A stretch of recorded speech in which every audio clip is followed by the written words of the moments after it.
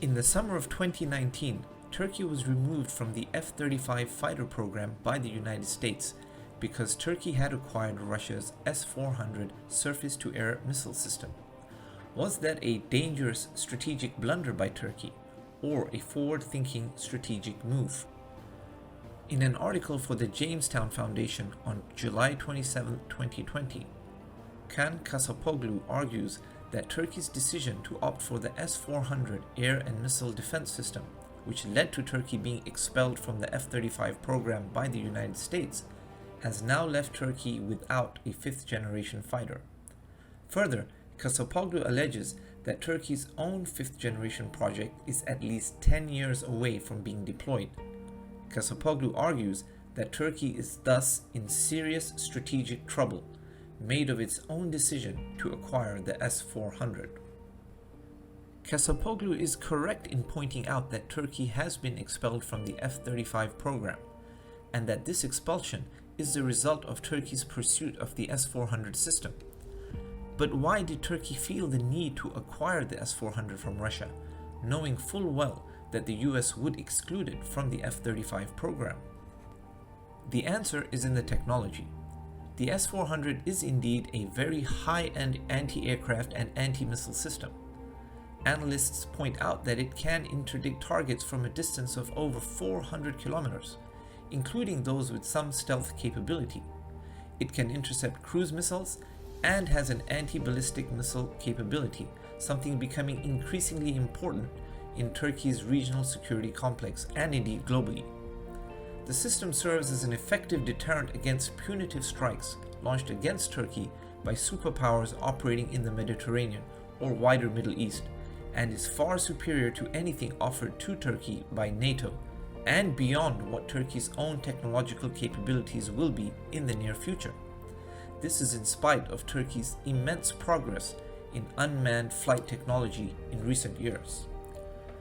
The fact that the S-400 is an invaluable asset which could only be supplied by Russia is clear, beyond doubt.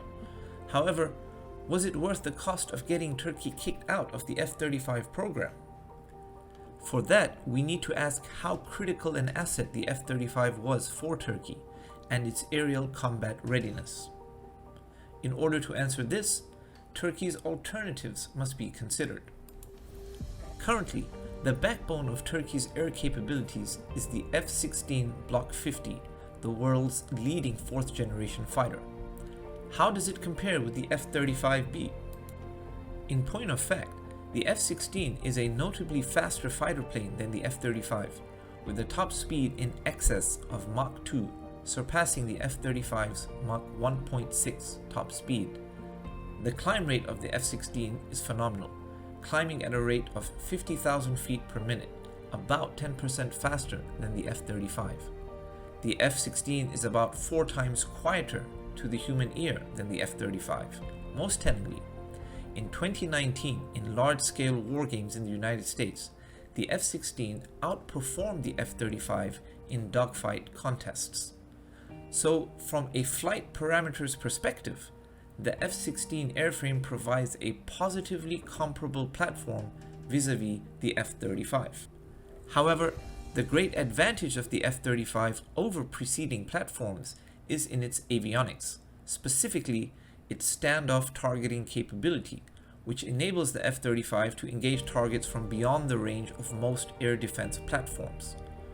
One key feature of this standoff targeting capability is the Active Electronically Scanned Array, or AESA, radar system, which has the effect of being able to provide powerful multi-frequency sensing capabilities while remaining almost undetectable. This helps maintain the stealthy nature of the F-35. So the advantage of the F-35 is not in its flight performance parameters, but in its avionics. Critically, as of 2020, the Turkish Air Force is upgrading its entire F-16 fleet of 240 aircraft with this AESA capability. Given the fact that Turkey manufactures F-16s and has the ability to manufacture the most advanced variant, the F-16 Block 50 Plus, and that it has the capability to provide its fleet with groundbreaking avionics, including the AESA radar system, then it seems that the decision to acquire the S-400 from Russia at the cost of being expelled from the F-35 program did not leave Turkey in a disadvantageous position with regards to being left without a fifth-generation fighter fleet. On the contrary, its decision has now provided it with world-leading technology in the form of the S-400, a very effective and essential defensive platform Turkey had no other way of acquiring, while maintaining its ability to manufacture and upgrade its advanced F-16 fleet with groundbreaking avionics. Ultimately, by acquiring the S-400, Turkey has invested in being able to protect itself from missile attack such as the punitive cruise missile strikes launched by the United States against a number of countries in the region in recent years, while also being able to neutralize both the ballistic missile and F-35 threat posed by Israel.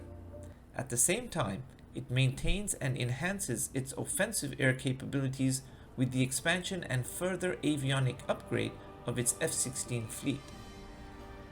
With regards to its own fifth-generation fighter, Turkey, like Germany and France, is evaluating whether it is more worthwhile to engage in the development of a fifth-generation platform or use the pursuit of it to develop the technologies needed to jump forward to the Generation 5.5 or even Generation 6 that other European powers are also pursuing, while at the same time maintaining and upgrading its F-16 fleet, particularly as the US Air Force has now decided to reinvest in its own F-16 fleet and upgrade it also, instead of retiring it.